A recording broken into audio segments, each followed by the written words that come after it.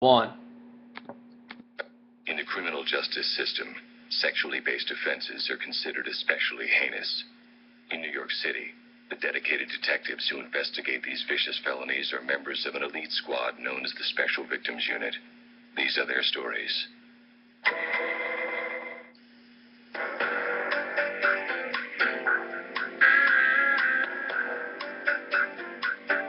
You're listening to the Busch League podcast, Week 10 of the 2013 NFL season. Tonight, Jake Carmel is back at it again, victim of yet another trade rape in the Busch League. We're going to discuss that. We got a lot of stuff to get into. But first, let's get you those scores from this past week.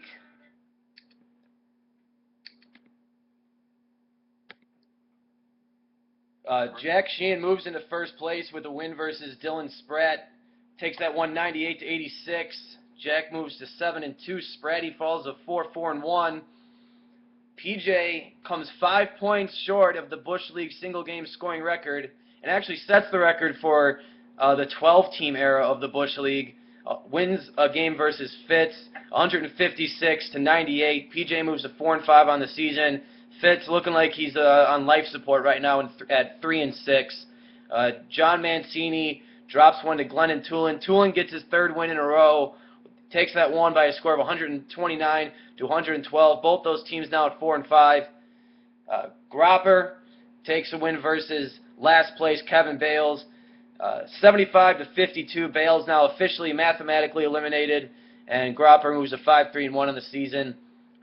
Trevor Marshall takes the win versus Jake, who keeps on falling, 93 to 60. T. Marsh moves into 5-4 in sole possession of the number 5 spot now. If the playoffs were to end today, and Jake falls to 5-3-1, and who is our low? Our low score of the week our low score of the week was Kevin Bales. All right. Crash and burn for Mr. 1-8, Kevin Bales. Yeah, Kevin Bales, things aren't going too well for him, and looks like that absolutely does it for him. And now the standings look like this. We have a change at the top here. Jack Sheehan back in first place at 7-2. Benny, I forgot to mention myself. I took down Benny by a score of 91 to 77. So Benny drops his second in a row. He's at 6-2-1 now in second place. Zach Gropper at 5-3-1 in third place in a tie. Wins that points for tiebreaker with Jake, who's now in fourth. Trevor Marshall in fifth at 5-4. Dylan Spratt grabs that last playoff spot right now with a record of 4-1, but just holds it by a half game over 4 teams tied at 4-5. That's Tulin with the points for tiebreaker right now. He's second in all the league in points for, just back of Jack Sheehan. And then it's PJ, Johnny, and then myself that's 7th through 10th in the league right there. And then Fitz and Bales rounded out at 3-6 and 1-8. So I'm joined here today by Zach Gropper once again. Zach's been here almost every week for the Busch League podcast, and a newcomer, Glendon Tulin. How you guys doing tonight? Not bad, Richie. Glad to be back after my hiatus last week. Yeah, Glendon, how you doing? I'm excited to be here. Yeah, talk a little bit about everything that's just gone down today. Yet another kind of a historical day in the Busch League, I guess you could say. Jake Carmel, another questionable deal, sends Victor Cruz, Dwayne Bowe, and Ruben Randall to myself for Matt Ryan, Kenny Stills, and Marvin Jones. And now Matt Ryan's a 7th-round keeper, but what instant reaction from you guys? What do you think about this trade? I understand it, like we were saying earlier, for Carmel, and just that he wants a keeper in Matt Ryan, but I don't think Matt Ryan in the 3rd round is a lot better than Cruz in the 3rd round, and so with Cruz obviously being the better player for the immediate future. So I don't know, a little puzzling just in that regard. At the very least, he could have waited a little while. instead of just going out and acquiring a third quarterback with a crappy schedule the rest of the way, fifth or so round pick normally that he's going to have in the 7th round. A little questionable, but I understand it. Yeah, I agree with Grob. It's a little questionable, but I understand trading for Matt Ryan as a 7th round keeper. I mean, obviously it's going to be tough for him this year without Julio Jones. Roddy White has been battling injuries all year. And then when it comes to the wide receivers in the deal, I mean, he got rid of Dwayne Bowe and Ruben Randall, who, I mean, they've been so hit or miss. I mean, I don't think Dwayne Bowe has eclipsed like 50 yards receiving this year. I mean, when he gets double-digit scores, it's because of a touchdown. And I mean, Kenny Stills and Marvin Jones, who, I mean, I'd say they're on the rise. I don't know how consistent they'll be moving forward, but I think one of those guys could become a solid play for him the rest of the way. Yeah, that's kind of how I was looking at it too. A lot of people were giving Jake a lot of shit for this deal. But, I mean, at the end of the day, you got Stills and Jones, who are both really been emerging as of late. And a lot of people talk about Marvin Jones just being kind of a one-hit wonder with that 36-point game, that 4-touchdown game. But, I mean, if you look at his targets and his amount of receptions that he's been getting, I mean, he had, now for over the last 4 weeks, he has over 20 receptions. He had 16 points in Week 6, 11 in Week 7, 36 in Week 8, and then 6 points in Week 9. So it's not like he's a guy, an Ogletree kind of guy like last year where he's going to boom for 1 week and then completely disappear. I don't think that's going to happen. I think Stills has emerged as Bree's main, I guess you could say, deep threat in New Orleans. And, I mean, while I pick up Cruz, I think I am now back to being thin at wide receiver. I mean, like, literally all I have is Amendola, Cruz, and Greg Jennings. I mean, that's not exactly what you would desire. That's putting a lot of stock that Amendola is going to produce. Yeah, I don't know. I think that maybe a little bit of an overreaction from the league. But there was another deal that went down today, and that was Spratt sending Foster. Who was the second player that Spratt sent? Daniel Thomas. Yeah, for Reggie Bush and Darren McFadden. That's also an exchange of keepers. What did you guys think about that deal? That's obviously that could be a huge momentum shift in this league. What do you guys think about that? I think that it definitely helps out Spratt big time for this year. Spratt's going to be able to handcuff Darren McFadden this week on the waivers, and so he'll be able to start, an Oakland running back each week, along with Reggie Bush, who seems like a legit running back one, legit fantasy running back one, that is, along with, Brandon Marshall, who's great, and Mike Wallace, who has at least been better. I definitely think this is just kind of Spratt's last effort for this year, while still being able to hang on to that 2010 or whatever that first keeper year is. We'll still being able to hang on to a keeper from that year. I think that was obviously what made the deal. Yeah, I think, what a great move by Bales. I mean, he's clearly out of the playoff race, and he already had great keepers, and he managed to upgrade it by getting Arian Foster. Just looking at his keepers, he's got Torrey Smith in the 8th, he has Jordy Nelson in the 11th, and Josh Gordon in the 11th, and then now Arian Foster, who I believe is in the 13th. Yep. Yeah, 13th, I believe, yeah. Yeah. He is loaded going into next year. And then even when you take into account his deal with you, Richard, early in the year with the opportunity to swap either first or second round picks, he has the opportunity to get a two-headed monster at running back and then have those 3 wide receivers and he's set before we even get into the second round. Yeah, right now Bales, we were just talking about this earlier today, but I think it's Bales, you, and Sheehan right now, who I would probably say have the best keepers. Gropp, I actually really haven't looked closely at your keepers lately. Yeah, But I'm kind of thin right now. I'm trying to scramble and figure something or other out. But Sheehan too. He has obviously VJax, Forte, Spiller, and then he's looking for somebody this year. But Forte and Spiller in the mid rounds, that's going to be a pretty solid core at running back for years to come, I think.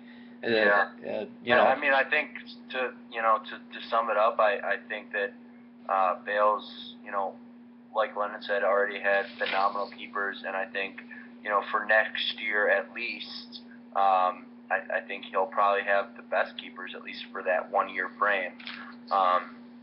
So a great move for Bales.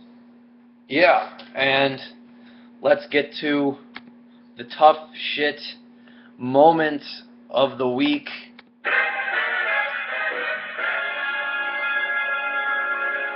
All right, let's get it started. Grop, I'll just hand it over to you.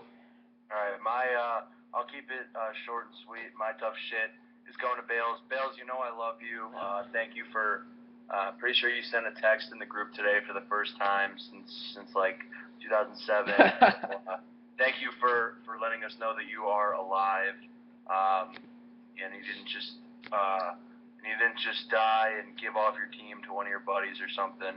But early in the year we were negotiating trades quite a bit.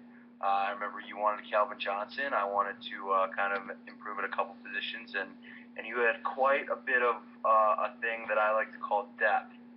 Depth is good. Depth can be great, but at the same time, what I said earlier in the year is that when you have that much depth, it's just going to give you more troubles than it is points. And Bales, Grop knows best. Turned out I was right.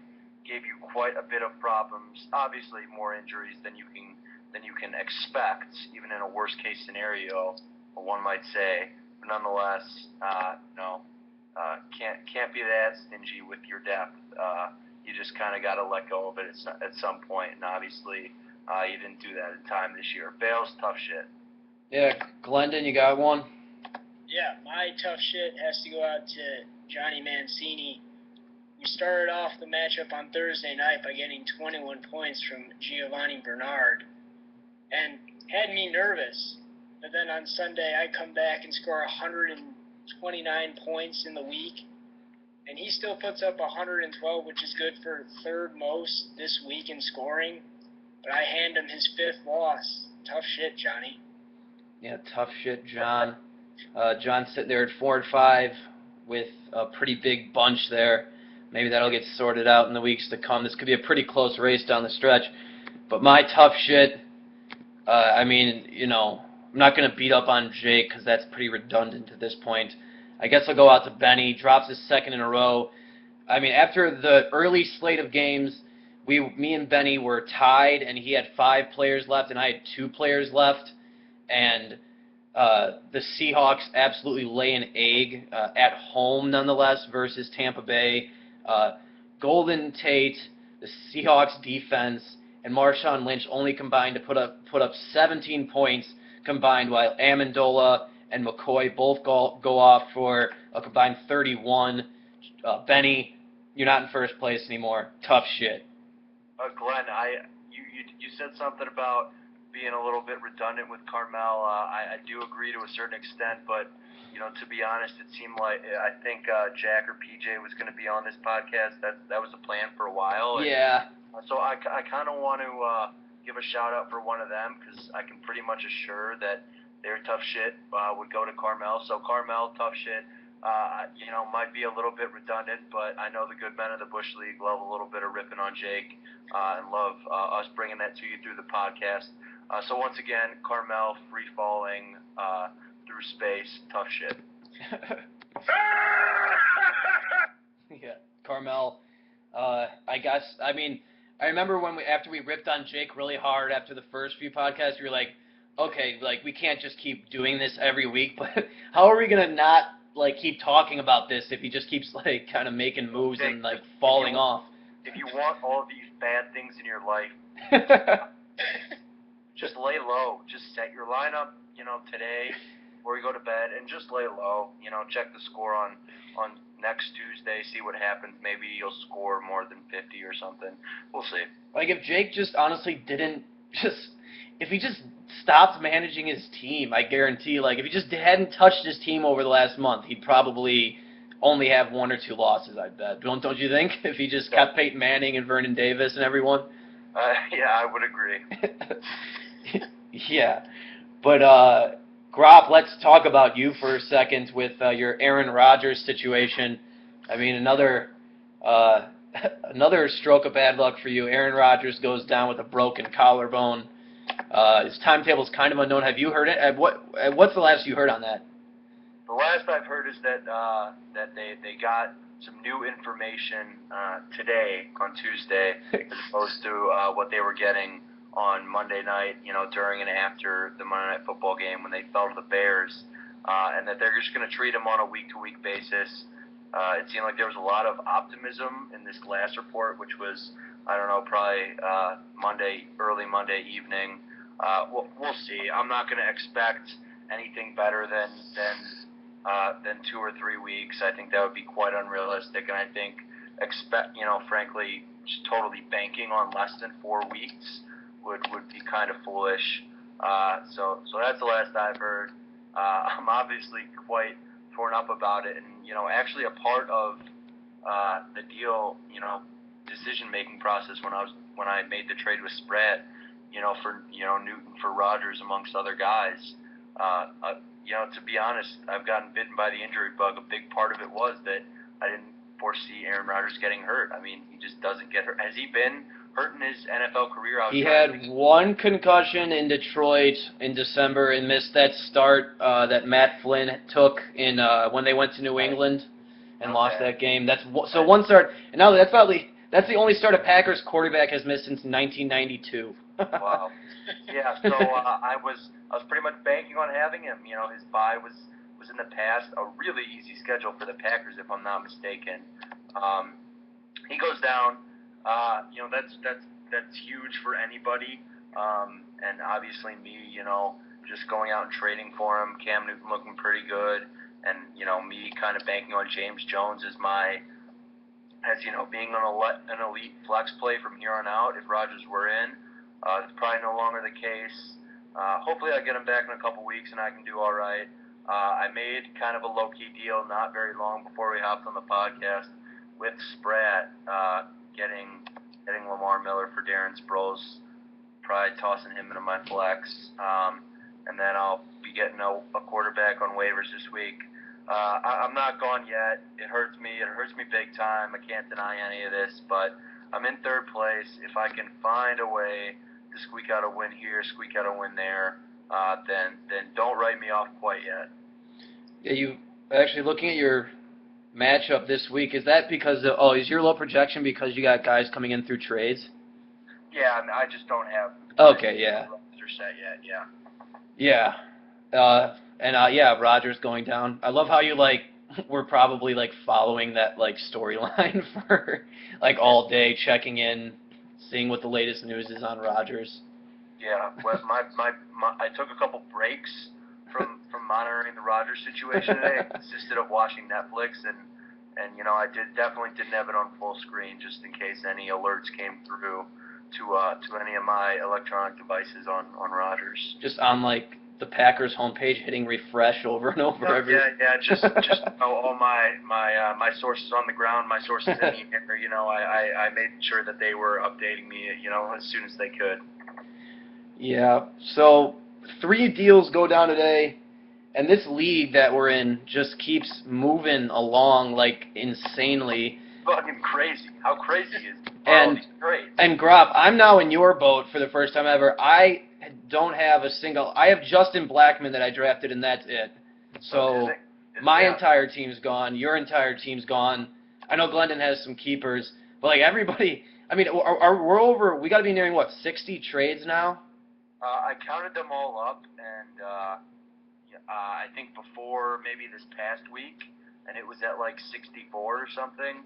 And of course, that's counting both end of the deal for each trade. So there was probably actually only 32 at that point.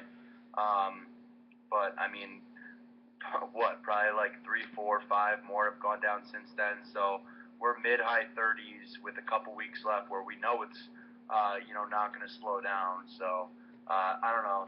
I think that's pretty wild. I think I've been the leader probably in trades each year, and I've had right around, I don't know, maybe 5 to 7 trades, and I've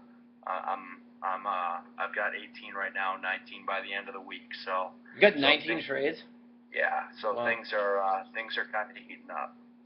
Yeah, I love how the thing about every year that goes by, this league gets more and more interesting. Literally, it feels like every day or two there's a new storyline, or something that's going on, in our little text group or something, and it's seriously along the lines of a reality television show, checking in on what Jake's doing and what's everyone.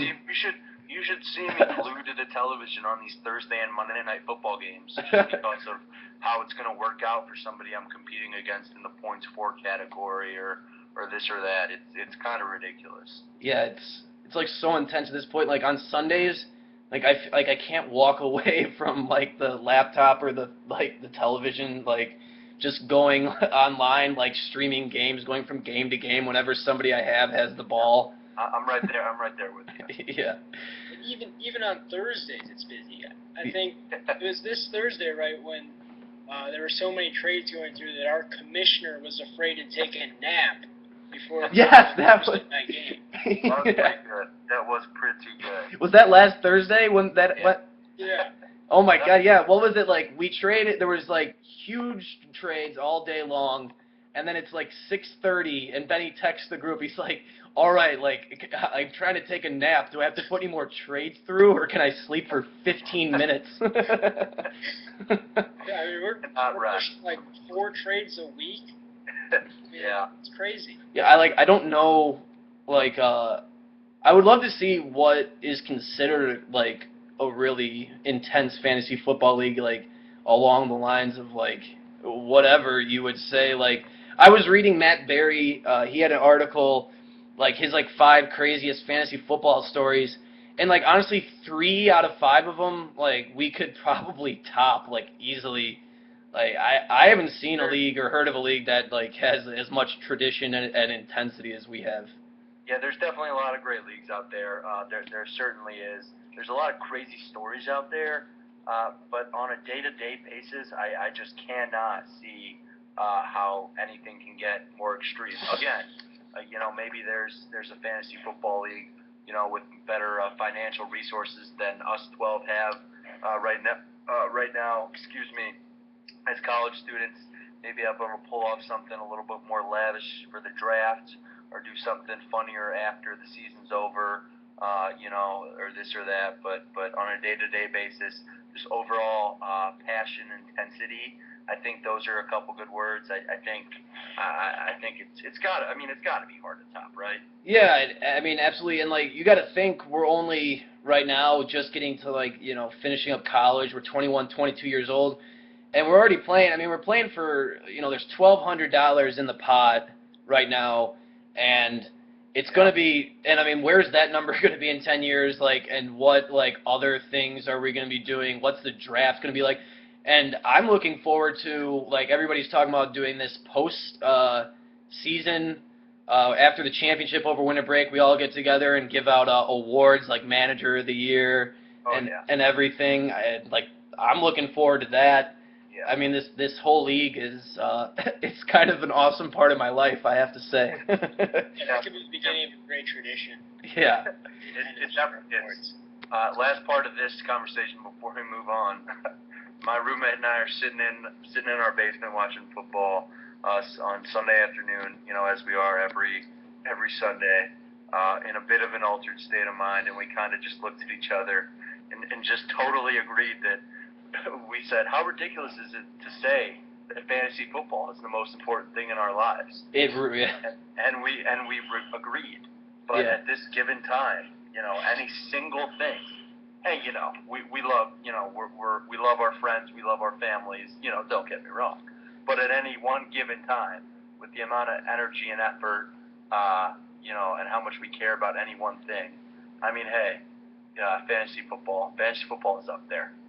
Yeah, I've actually sat back before and counted the things that I really put like energy and effort towards. And I gotta say, there's like that like I really care about and think about on a daily basis. Like there's like 7 or 8 things, and like 2 of them are sports teams, and 1 of them is a fantasy sports team. Like I don't think that's good priorities. I gotta say. Yeah, I mean, on Thursday mornings, I'll wake up in the morning, I'll go to the bathroom, take a piss, get a drink of water. Normally, the first thing I do, and then if I do any of that before I check who I got on the waivers, I just freak out and run to my computer because I have to know, and that's if I'm not up, in the middle of the night, to check in the first place. So it takes precedence multiple times throughout the week, every week throughout football season. Luckily, we have the off season, so we can actually live lives. Yeah. When I'm looking at like the league page, sometimes like Glenn is like dropping players at like 3 a.m. I know. I was just about to say that. Sometimes I'm up when like players unlock, or like when waivers come through, and I'm just like sitting there, and I'll be doing whatever, and then I'll just refresh the page at like 2:30, see, oh no, nothing's through yet, and then like I'll go and do whatever, and then I'll come back, I'm still awake, and then I'll refresh, and be like, oh shit, waiver claims came through, like who did I get? Then I'll go through and I'll look and like shit, like I don't need that guy. Oh, I put in 2 claims for defenses, I don't need one of them. Then I'll just like, it'll be like 4 in the morning, I'll be sitting there like toying around, just picking. Yeah, and then you've got to go to sleep eventually, get a big night's rest, and then by the time you wake up, you've got a new trade for Jake to react to. Yeah, exactly. Yeah, just. The Busch League is a lifestyle, that is for sure.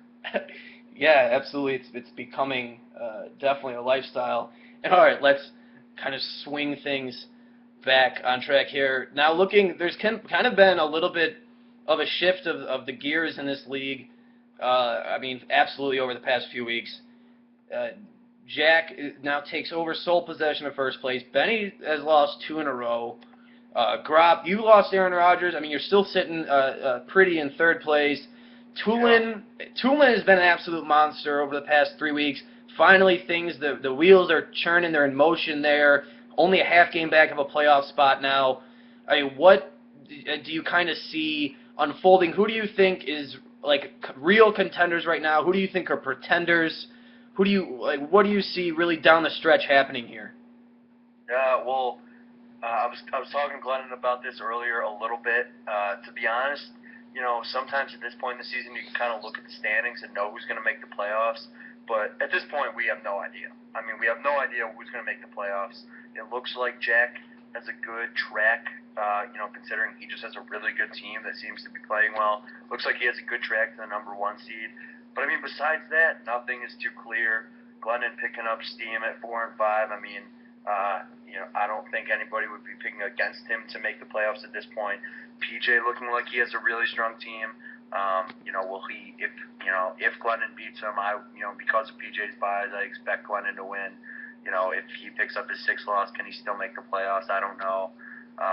They're picking up steam. There are a couple guys to watch. Sprat's team got better today. I mean, so many question marks. It's just honestly the last 2 weeks of the regular season, weeks 12 and 13, are just going to be absolutely nuts. Oh yeah, and because I thought Sprat, when I was looking at the top 6 teams before Sprat made the trade, I was thinking if there's one person who I can jump, it'd be Sprat. But after that trade, I think his team improved a lot for this season. I mean, Trevor's 5 and 4, and I mean he's not the strongest team, but he plays Bales this week, so he should move up to 6 and 4. It's just such a mess with there being 4 teams that have a tie in the top 6. It's tough to predict what's going to happen. Things like points for can become totally irrelevant when the standings come out after week 13. So that's kind of like a low key storyline to watch, is these damn ties. Yeah, and I mean Trevor, like I honestly look at his roster and I really truly do think his team stinks, to be honest. And he plays Bales, and he's going to get to 6 and 4 this week. And then he's got Johnny after that, Johnny's solid, but I mean that's a game he can win. I mean he finishes with Grund and Giaquinta. I mean he's probably gonna get 7 wins, definitely. I think 2 out of those 4. You got to think he's probably going to get in. I mean, I would say definitely is on the right track. You can at least say that right now. He's in a good spot. Yeah, and I actually think this week we'll clear up a little bit of the mess because we have Tulin and Grund play each other. So I mean, let's be honest. At 4 and 6 right now, that whoever loses that game is in a bit of trouble. I play Sprat 4-4-1 versus 4 and 5. The loser of that game is in trouble. It should start, I think, to not necessarily be clear, but I think you'll be able to get a better grasp of things after this week. Because right now it's totally up for grabs. There's 10 teams right now that are, all right now contending for playoff spots and positioning. It's pretty nuts. And I mean, yeah, you're right. I mean, with all the 4 and 5 teams, the 4 and 5 teams that lose this week will definitely be in not such a good spot. Definitely not totally out of it. No. But if they move to 4 and 6, they're not in a great spot. So I think we will have at least a better idea. But who knows? If the right people win, the right people lose, it could be even more of a clusterfuck come Tuesday. Yeah, and I mean the game of the week, I gotta say it goes to probably Tulin and Grund right now. I mean. Yeah. That's two. They're both. It's so funny because they're both under 500, but those are 2 heavyweights right there. And I mean, Grund's. I think the edge probably goes to Tulin. With Charles has a bye. Brady's on a bye. Grund doesn't own a second quarterback, so he'll be going to the waivers. And Tulin's at full strength. And look, I mean, this lineup: Peyton Manning, Sean Moreno, Zach Stacy, then flex looking like Fred Jackson this week. And then Des Bryant and Wes Welker, Jimmy Graham. That's so tough to beat no matter who their matchups are, really. My team is stacked. It's absolutely stacked. How can you beat my team when you have Brady and Jamal Charles on a bye? Yeah, I don't know who's going to plug into there because I think that me and Grapp, you were taking that number 1 waiver spot, right? Yeah, I may be swapping it with Sprat. The jury's still out on that, but Sprat and I will have the top 2 waiver spots in this week in some order. Yeah, and then I'm right there, number 3, and I mean, I think before it gets to Grund, I think the quarterback options might be eaten up. Yeah, well, I'll let you in on a little secret, Glenn. We were talking about a quarterback earlier in the week that you had some interest in, and it's looking good for you to get him at this point in time. Really? Nothing set in stone, but kind of some breaking news here on the cast. That would be. That makes things all right. That makes me happy. All right. I knew it would, Glenn. Yeah, I mean, I don't think my team can compete with the likes of Tulin, Sheehan, Grund, or you if you get Rodgers back and get hot.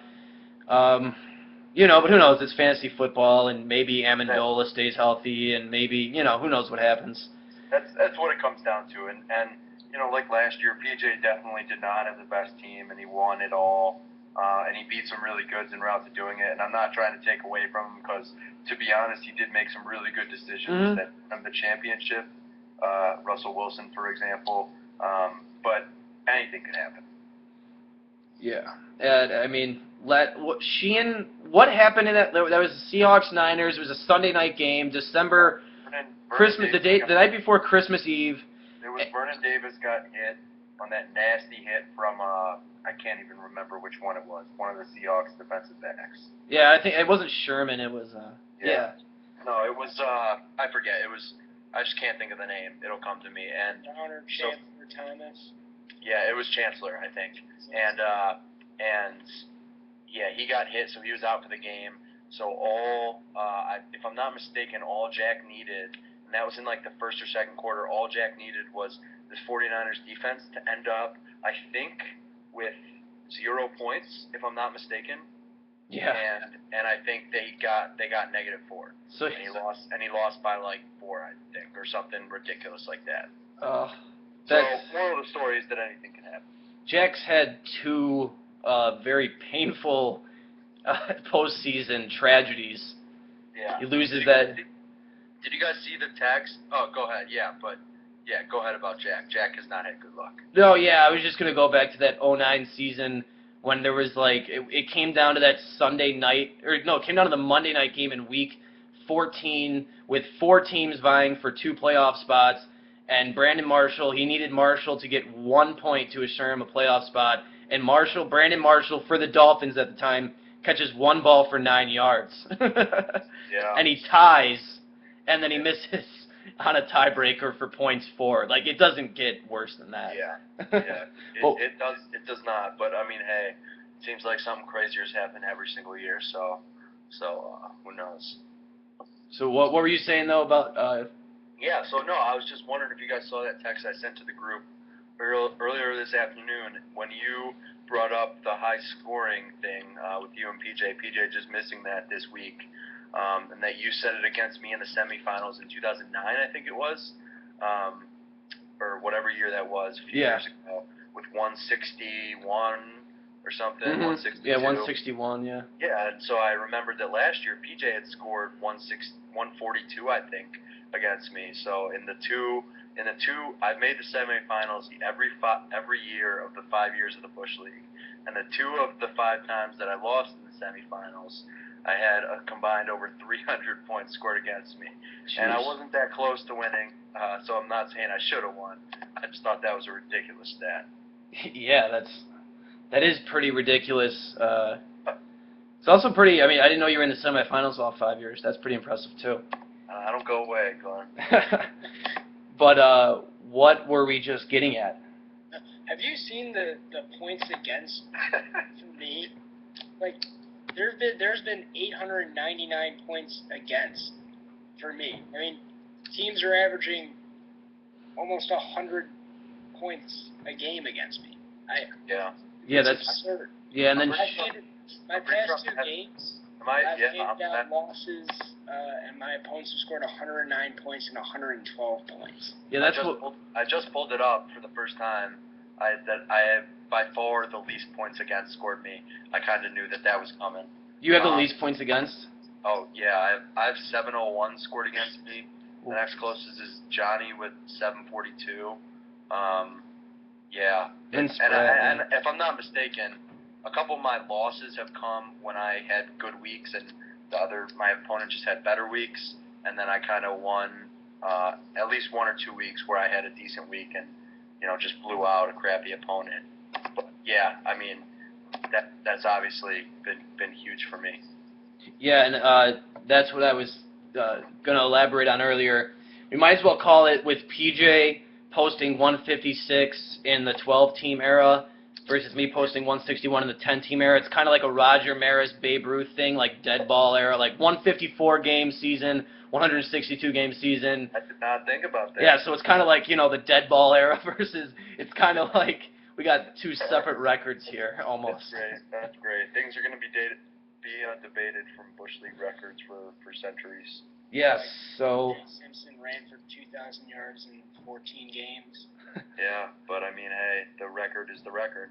Let's round this up. We'll go first to give the 1 minute of let it all out, the 1 minute of free air time, and then we'll do our predictions. So whichever you guys wants to take it first, just 1 minute free air time. Feel free to vent about whatever you want. Glenn, I kind of already went with Rogers. Glenn, why don't you go first? Okay, well, I guess, all that I can think of right now is my matchup with PJ. And I think, was it the first podcast when I was 1-5? Yes. You two were both in it. Yeah, PJ. He said, there's no way that Glendon should be considered an elite team in this league at 1-5 or 2-5 at the time or whatever you were, and pretty much came at you, yeah. Yeah, and he said that I should not be anywhere near the top tier, and I told him, or I sent it out in the group text, and I was like, I'm circling you on the calendar. I got you for week 10, and he's got some bad luck with buys with Brady and Charles out, and I'm at strength. I'm looking to put him down to 4-6 this week. and really put his playoff hopes in question. Yeah, he's also been really, after that three-way deal, oh man, has he been cocky in that text group, just talking up a storm, PJ Grunt. Yeah, but I wouldn't have it any other way. No, not at all. I love it. Grop, you want to go ahead? Yeah, I mean, I don't really know. I've kind of talked about myself with the Rodgers enough, and I mean, you guys have seen me bitching in the group text about that already, and I already talked about Bales as my tough shit of the week. Yeah, I kind of just wanted to bring some attention to the teams that, you know, are not on the elite level roster-wise at this point in time, but that you definitely do not want to give up on. And, you know, it can kind of be up in question as to who you have in that group. Probably Benny, who has a really solid roster, as his buys are now mostly in the past, I believe, at least. A lot, obviously, I can't lie, depends on Aaron Rodgers. But, you know, like Glennon was saying, I think Sprat's team took a huge leap. Glendon and PJ's team are really good. And, you know, even Johnny, if Johnny can beat me this week, and I think he'll definitely be favored and has a good chance to put me down, you know, you don't even want to forget about him. And there's even more teams than that. So, like we were saying, you never know what's going to happen. There are definitely, you know, favorites in the league at this point in time, but any of those kind of just consistent teams that have been solid most of the year, you don't want to rule them out. Yeah. Yeah, I mean, it's hard to rule people out at this point. We've all seen some pretty nutty things happen, you know. And I mean, I'll just touch on pretty much what you touched on. I mean, this league's wide open. Anything can happen. There's probably 4 teams or so that I would say are front runners, and then everybody else is right there. And just, who knows what's going to happen. This week will clear things up a little bit. As far as bitching about my own problems, you know, just I see my team kind of fading here. I think I miss out. That'll be a first for me, missing the Busch League playoffs, and that'll be very disappointing. But, you know, grab some pine, grab some keepers, and some hot chocolate for over winter break, and watch some playoff action unfold. But yeah, so let's just jump right on over to our predictions for this week. Let's get some a little NFL Films music here. It can't hurt anything. I was going to ask. Thanks.